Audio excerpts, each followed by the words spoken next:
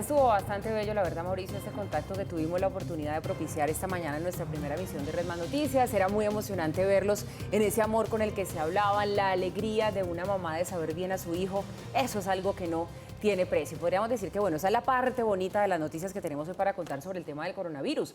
Porque, por otro lado, tenemos ese cambio en la alerta de la Organización Mundial de la Salud, que, por supuesto, le preocupa a la gente. Y, por otro lado, por cuenta de lo que pasó con el tubo allí en la Villa Deportiva, donde están alojados los colombianos repatriados de Wuhan, pues ha llegado el cuestionamiento de la opinión pública. La gente se pregunta si se escogió este sitio con la rigurosidad suficiente y que ameritaba la situación, o si la selección pudo haberse hecho mejor.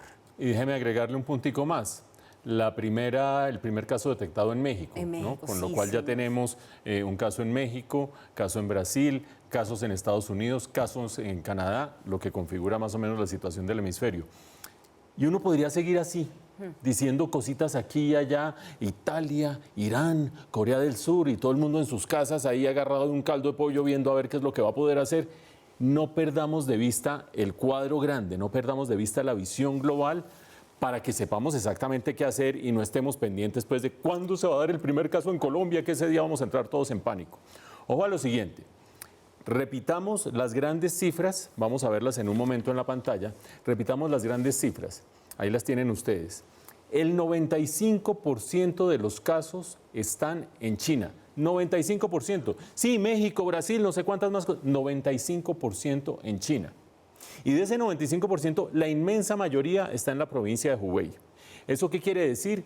Que hay una concentración espacial y una concentración geográfica. Cualquiera dice en su casa, pues claro, espérese a que salgan de allá y se empiezan a repartir por todos los países para que vea cómo se homogeniza esto. No, señoras y señores, porque hay de por medio medidas de prevención y medidas de mitigación que van bajando la incidencia de esta expansión del virus. Evidentemente, en Wuhan, en Hubei, empezó la difusión del virus con una reacción tardía, pues una reacción rápida y temprana, pero tardía frente a la expansión del virus. En el resto del territorio chino ya se pudo controlar más, en el resto del mundo se están tomando medidas. Hoy incluso en Colombia, donde no tenemos ningún caso, estamos siguiendo protocolos, estamos tratando de tomar medidas preventivas. Por lo tanto, en China hay que tener presente, se concentra la mayoría de los casos y ya está empezando a reducirse la tasa de crecimiento de contagios. Noticia importantísima, tan importante como la del primer caso en México, deberíamos tenerlas al mismo nivel. Primer caso en México, y en China se empieza a reducir la tasa de crecimiento de contaminados y de contagiados. Eso es muy importante para ver cómo es el ciclo de la enfermedad. Fuera de eso, fuera del territorio chino, ¿qué sucede? Cualquiera diría, ¿se va a replicar exactamente la misma curva y eso va a crecer a las mismas tasas?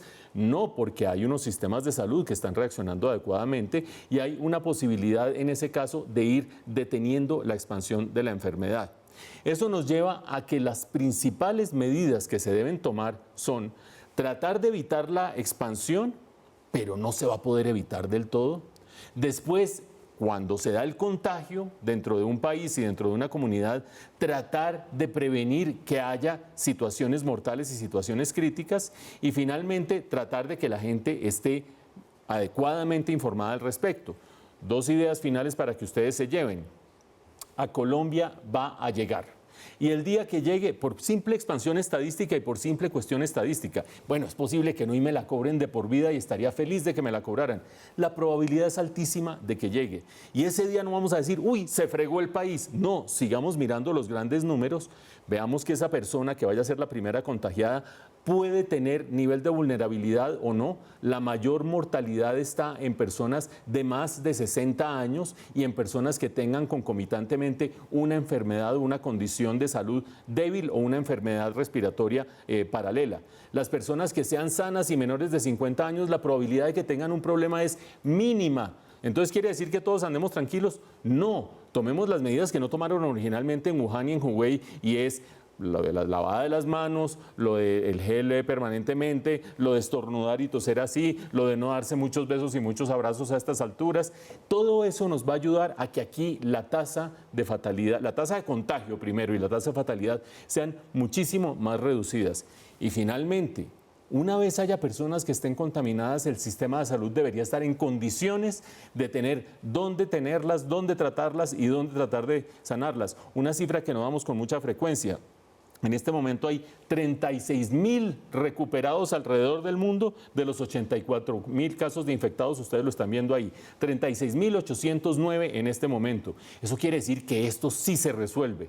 ¿Con esto nos vamos todos a dormir tranquilos? No, la alerta es muy alta, pero sí nos vamos a dormir sabiendo cuáles son las probabilidades, cuáles son las salidas y sobre todo qué es lo que uno tiene que hacer en lugar de agarrar el caldito de pollo y morirse del susto allá a decir cuándo va a llegar el primer caso a Colombia.